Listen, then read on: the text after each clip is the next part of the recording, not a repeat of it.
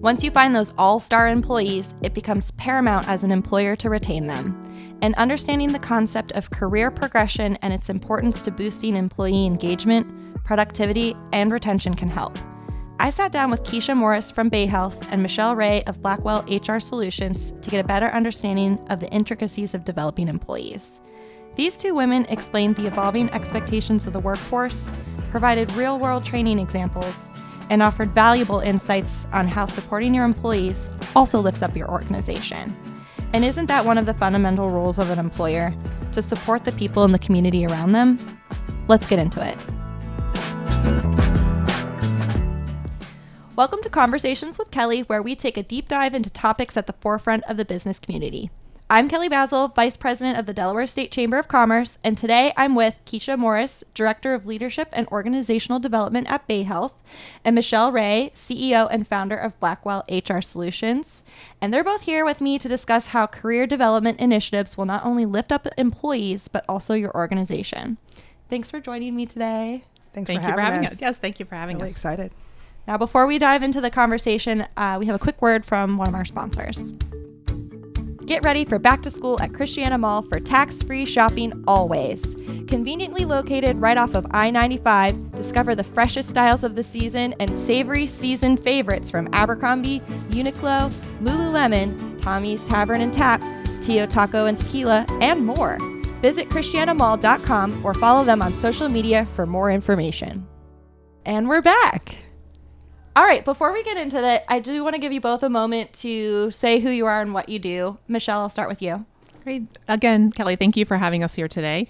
My name is Michelle Ray, and I'm the founder and CEO of Blackwell HR Solutions, and we are a human resources advisory and consulting firm working with small businesses and nonprofits across the country, with a lot of our clients being located here in the state of Delaware. Awesome. Keisha? Thanks again for having us. Really excited to be here. I'm Keisha Morris. I happen to serve as the Director of Leadership and Organizational Development at Bayhealth. I've been at Bayhealth Medical Center for about 15 months now. Prior to that, I worked for a children's hospital here in Wilmington, Delaware. I've been in human resources and training and development for about 20 years. And so first on the technical side, doing technical training, and now for the past 10 years in leadership and organizational development. Awesome. Well, I'm really excited that you're both here to talk about this. I do think this is not one size fits all conversation. Mm-hmm. People are always talking about how can we help our employees grow, but it seems it's very unique to the person, unique to the organization. What are your opening thoughts on the topic? Who wants to take it first? Yeah, I'll go ahead. I agree with you, Kelly. It is definitely not a one-size-fits-all approach. And I think we're seeing a lot more employees and employers focusing on what is best for employees and how are we attracting and retaining talent. Mm-hmm. The landscape has certainly changed. Our employees across different industries are really seeking out opportunities that fulfill them not only professionally, but personally. Mm-hmm. And that has changed the way we recruit and attract talent. That's very interesting. I would... Sorry, I don't want to not give you the opportunity, Keisha, to also chime in, but I do want to hear more about like what that means in terms of the personal fulfillment and how that's attracting talent. Yeah, I think gone are the days of working 10, 12 hours, climbing that corporate ladder. Mm-hmm. We definitely see that more and more in small business, but we think it's percolating into the mid-size and large corporations as well. I think the last few years, in particular, employees have seen the value of when they can fulfill their personal life, it fulfills their professional life as well. Mm-hmm. And so we find that, again, employees across different industries, they're looking for a great place to work, but it has to fit their needs as well. And that includes having flexible work arrangements as much as possible, more generous time off, and the ability to grow professionally, but not having to do it at a price that I think we've been used to in the past. Understood. Keisha? Yeah, I think the key is really balance, right? Being able to balance the organizational need as well as the individual need or the people need. And so that's always kind of the crossroad that we are in terms of learning development, training development, HR, and really just being able to meet the expectations of the different generations in the workforce as well. And so that's always a big thing to be able to kind of overcome as you kind of go forward. Yeah, you mentioned generations. It's one of the questions I have on my list here. I didn't even know that. So that's really cool. Oh. Well, I mean, to your point, those, people in different generations are looking for different things. Mm-hmm.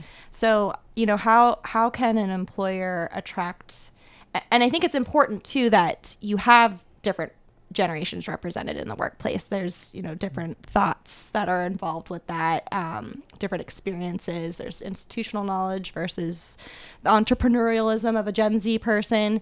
So how do you market to all of those age groups as an employer? So I think it's really difficult, right? So last time I saw some research on it, it was between 5 and 6 generations currently in the workforce. Mm-hmm. I think that's the number that I last heard. And as Michelle alluded to earlier, you really have to figure out how to customize it to the different individuals, right? Long gone are the days that it's kind of prescriptive as far as across the board what everybody's going to want. You really have to think about your actual population and what is it they're looking to attain. Mm-hmm. So if I'm working with a Gen Xer, there are some things that Gen Xers are looking for, right? They're looking for personal fulfillment. They may be looking for what's their next step after, they happen to finish this particular chapter within their career, versus a millennial who's a little bit younger and maybe looking to kind of climb that corporate ladder or try to figure out what skill set do I need in order to branch out and to do their own thing. So really kind of giving them not only that tactical and practical approach, but also kind of the soft skills that are so important that are transferable, because mm-hmm. after all, leadership is transferable. So really giving them the skill set to be able to do that. Mm-hmm. Michelle, yeah, I agree. And I think that, we're, even across all generations, there has been this shift in what people perceive longevity in companies to be. Mm-hmm. We have over the last decade watched many companies, both small businesses all the way up to large corporations, doing, right sizing, downsizing, layoffs. And while employees may not have personally been impacted by that in their own career, perhaps they've watched a family member or a close friend or relative. And so to your point, it's about balancing that on the employer side as well. And so, how can we as employers have an employee value proposition for our employees when it comes to development opportunities, growth opportunities, having the right culture for employees, as well as those other tangible things that our employees are looking for: good pay, good benefits, just opportunities as a whole, personally and professionally. Can you guys provide examples of some of the things that you've seen be really attractive? Yeah, we have been working with a number of clients, again, in Delaware, when it comes to development. Certainly all employees, when we talk about that one-size-fits-all approach, it's not working, right? Mm-hmm. We all, as individuals, have different needs. And as companies, it's hard to find something that works across all employees and their needs. But what I think has been around for a really long time, and we're seeing a lot more of it come back, is really solid mentorship and development programs. And those can be easily implemented in a small business, mm-hmm. All the way to a large company. But finding those mentorship and development opportunities, particularly for our high potential employees, as well as our employees who need further development, knowledge, skills, and growth for opportunities that may come up in the future.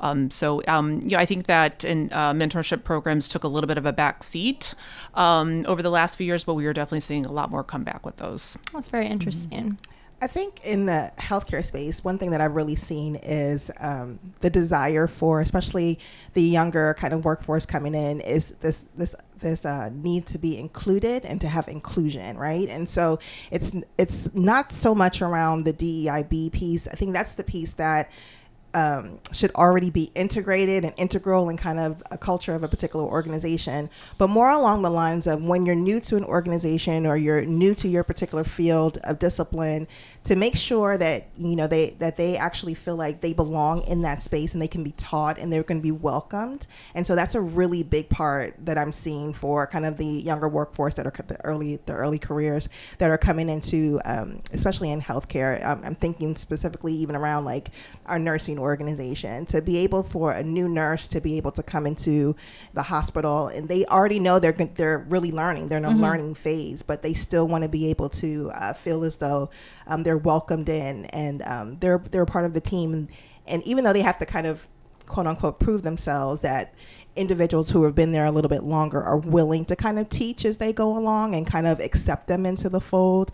And I guess it comes back to your point about mentorship. That's a little bit more specific about really what I see can be really attractive to individuals and who are really coming into the work world. Yeah, and I think that's a really interesting point that you've made. And you are this new generation of employees that are coming through.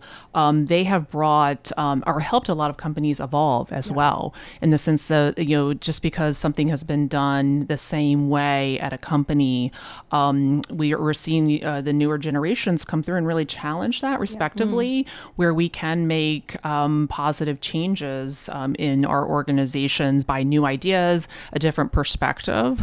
So a really great, the example of that mentorship program really works both ways, right? For generations to be, positively impacting each other. That's funny you say that, because, we've had a few new employees in the last couple of years, and I always smile to myself when someone questions why are we doing it that way, because if my answer before I speak it out loud is because that's the way we've been doing it, I'm like, we should look at this.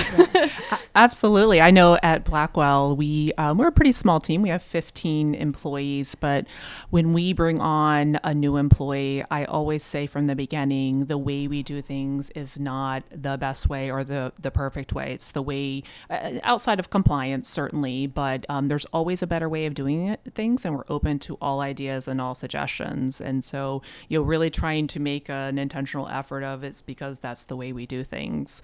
So we challenge ourselves as well as a company. That also speaks to an earlier point too about culture. You have to have that culture of like openness and willingness in a company. So it's nice to practice what you preach when you bring in a new person and say that you're open and everything.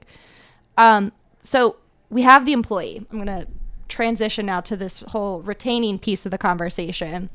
How do we keep them? And I know a big piece of that is allowing and helping further their development.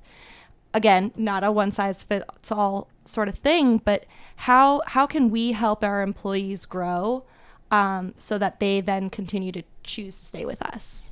I think a really key piece is to really have a learning culture. And so what I mean by that is to really be able to foster an environment where your employees, we call them team members at Bayhealth, they really feel as though their development is really important, and you as their leader take the opportunity not only to give them kind of the formatted, here's a leadership development program that we have on tap, but really to spend some time with that individual and say, what is it that you like to do? How is it? What skills do you think you happen to be missing, or what are you noticing around here that maybe that you want to be exposed to, and really giving them the opportunity to be able to do that. That goes a long way. The research really does show that if organizations really value learning within their culture and their people, that those are the things that actually help retain your associates or your employees or whatever you happen to call them.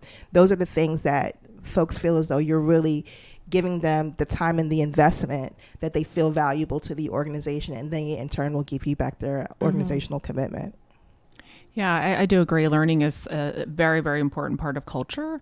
And particularly in the small business space, we're seeing just a lot more employers give opportunities. In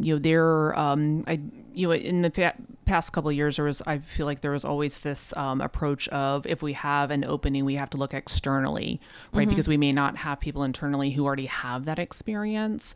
But more and more companies are turning towards their internal talent and finding ways when there are opportunities currently, or maybe opportunities in the future, to give employees development and growth opportunities and learning opportunities so that they can step into those roles.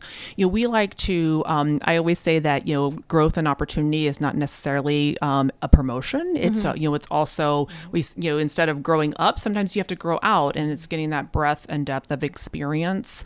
And I think in terms of small business, there are a lot more opportunities to do that, but there are certainly a lot of creative ways to do that, no matter the industry or size of the organization. Yeah, I was going to say, for smaller businesses, they tend to be a very flat organization, so that growing out mentality makes a lot of sense. You also hear a lot of buzzwords like career lattice and career ladder, and I think there's some positive connotations with that, but also maybe some negatives as well. Can you kind of just talk about your thoughts around, and we'll start with career ladders. I think career ladders are really a great tool if you have a very prescriptive way to get to different levels, right? And so if say for example that you want to be a director in a manufacturing company, and you have to be on the front line first, and then you work up to supervisor. It's very prescriptive, and so kind of where to fall, and so what to do, which is really great to be able to understand what the standards are, what the expectations are, what's going to take for you to get there, and if that's the way that you choose to grow and to develop, then fantastic. The challenge is a lot of the roles that are out there are not really that structured, and so you really do have to be creative in terms of figuring out what it is that's going to get you to where you want to be.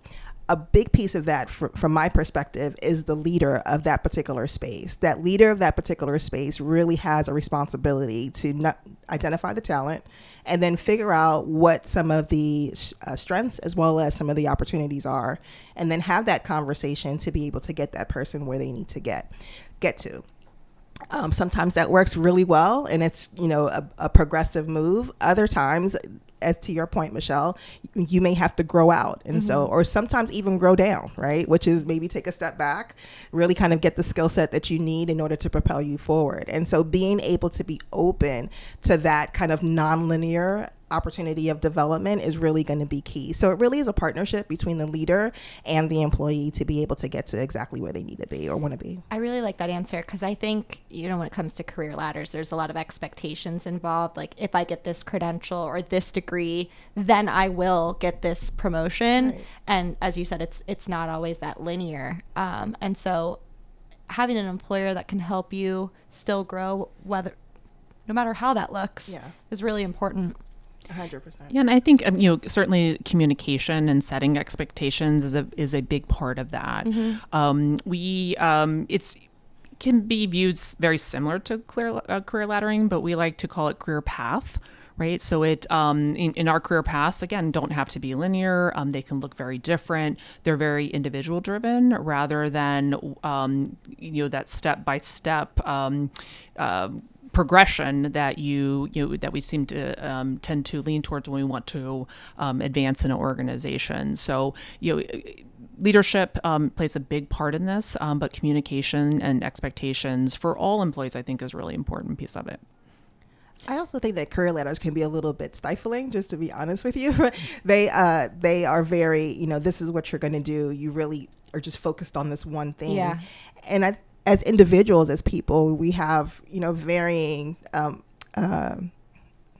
things that we want to explore, right? So really being able to be flexible about what it is that someone wants to do and allowing them to even explore outside of what they think they need to, or they want to pursue is really, really key. I almost think of it as like cross training. You're looking to run, but you need to, maybe you need to increase your balance. So maybe you go take a dancing class or a ballet class or something. So it's not necessarily, you can actually see how they connect, the dots connect, but it does kind of help develop you in areas that you're not really aware of, so if that makes sense. No, it makes a lot of sense. I think that we at the Chamber have practiced that really well, where we kind of allow people to pursue interests that might come or give back to the organization. For example, we had someone who was not in accounting but showed an interest, and so we sent her to go get QuickBooks certified, and now she's love keeping that. her books. I love that. It's great. It's a win-win for both, Yeah. the employee and the organization. Yeah. And, I took Adobe Creative Suite classes because I have an art background, and now we do our graphic design in-house. So it's, a lot of those fun things that you wouldn't traditionally think of have been really helpful to us. And also the employee gets excited about doing that. Exactly. Another skill set right in the tool belt. So that always helps. Yeah. Which kind of goes to stackable credentials, right? That's another buzzword. And that doesn't necessarily need to be kind of that in an order thing. It can be, I like this over here, so I'm going to go take a class on that. Oh, this interests me. I'm going to go get a credential in this. And then all of a sudden you've got all of these things in your tool belt that can really shape up into being something else within an organization. And I think that's super important for employers to support. Yeah, I agree. And I think that not only is that allowing individuals to pursue things of interest, but it also allows our organizations to, and I think I've used the word already, but it seems to be the word of this, maybe this year, is to evolve, right? And so to your point, instead of, here at the chamber, instead of maybe outsourcing, if you outsourced, your books or accounting before, you now have been able to bring that, that function in-house. And it has given employees that development and growth that they're looking for. Or maybe, you did Adobe because you personally enjoyed it rather than professionally had to have it, right? But now that talent has come in-house and has allowed the organization to evolve and thrive in different ways. I think it's important for individuals to remember that sometimes you will have to take a risk and do something outside of like your sphere of comfort, right? Mm-hmm. And that's important because you just never know where it's going to lead. It may not be beneficial for you right now, but 5 years from now, there may be an opportunity that you're applying for becomes available and you needed that exact skill. Mm-hmm. So I always say, never be afraid to do something outside of scope that, of your particular role that's going on right now, because you just never know when it's going to come up again. You might want to start your own organization, and that's something that you needed. So it really is about gathering the tools that you need in your tool belt to be able to build the house that you need to build later on down the road that you may not even be aware of, but that's okay. That's a part of your career journey that's important for you, just to be as fluid as you can be. Now, that's something, not everyone is fluid, not everybody wants to be fluid, and that's absolutely understandable, but just understanding that that's a part of the journey as well. It's not always prescriptive. So just open yourself up to it. I couldn't agree with you more. I 20 years ago, I wondered why I needed accounting and, P&L and balance sheets. And now I know why. And I'm very thankful for it. So another professional development opportunity, I'm doing the U.S. Chamber of Commerce's Institute of Organizational Management right now. Awesome. It's really great. It's a 4-year program. We go once a week for 4 years. But I'll come out of it with a lot of leadership development pieces. And one of them was learning how to read P&Ls, and very dry class your first year, but man, did it really come back already where I'm so glad I know how to read these. That's right. It'll benefit you. 100%. So it's really great that people are investing in their employees, but I'm sure there's a fear that, okay, now they have this great skill, they're really marketable, they're going to leave. While it's a risk you have to take, what are your thoughts around that? Yeah, I think it's a valid fear for individuals, for leaders, for business owners. But on the flip side of the fear of not doing something and not allowing our employees to develop and evolve is a bigger fear and a bigger risk of losing those individuals. And as employees, when we feel and know that our employer is caring for us and is meeting, again, where we are personally and professionally, and giving us that culture that we thrive in, then the risk of departure does go down. So I think it's, going back to, we have to let go of the fear and not let that paralyze us into not doing anything. Yeah. There's plenty of companies and organizations that don't provide opportunities for employees professionally and to develop their careers further. And those are the employers that have, in our experience, have higher turnover and are finding it difficult to attract and retain the right talent. Absolutely agree. It's always a big fear, and I hear that a lot when leaders are looking to develop and their employees, and they have exactly that same fear. Well, what if they leave, and what if I spend all this time and all this money to develop someone? What do I do then? And I always try to encourage leaders to think of it from a different perspective. Let's just switch your perspective on that just a little bit. If they leave you, and that's a big if, right? They might actually stay with you and stay and be one of your longest tenured employees. But if they do leave, imagine you have now created a whole new branch that your leadership is now attributed to. So I almost attribute it to almost a leadership tree. I don't know who follows football here, but I always kind of think of like the Bill Belichick's. And so, great coach has been able to foster so many different coaches throughout the NFL, and it's the Belichick tree, right? They know that you come from that particular leader, and so you have the same characteristics, and you're able to perpetuate that through your organization. And it's the same thing with leadership. If you're a great leader, and you're such a great leader that you have an employee that decides that they want to go on and do bigger and better things, congratulations, you have just multiplied. You've just become a multiplier, and there's nothing wrong with that. I really love that. I mindset. love that too. And it's a huge compliment. Huge compliment. Yeah, I mean, compliment. I think about my own career, and I had someone, I had a leader in my career path that did just that for me. And she used to always say, I want you to stay with me forever, but if you don't, it's okay, right? Mm-hmm. And when I finally did leave her, and it took a lot for me to leave her, I said to her, you will always be a part of my leadership story and my career story, always. And for me, that's the biggest compliment that you can give someone. I hope someone tells me that. Yeah. I think that's a great thing. Yeah, and then you never know what the future holds. Exactly. Sometimes we see it coming back full circle, or opportunities opening up again for those great leaders and employees to be working together again. 100%. Yeah, and you never knew too when that person who's gone on will recommend your company and you as an employer to others in the future. So it's paying it forward. Exactly.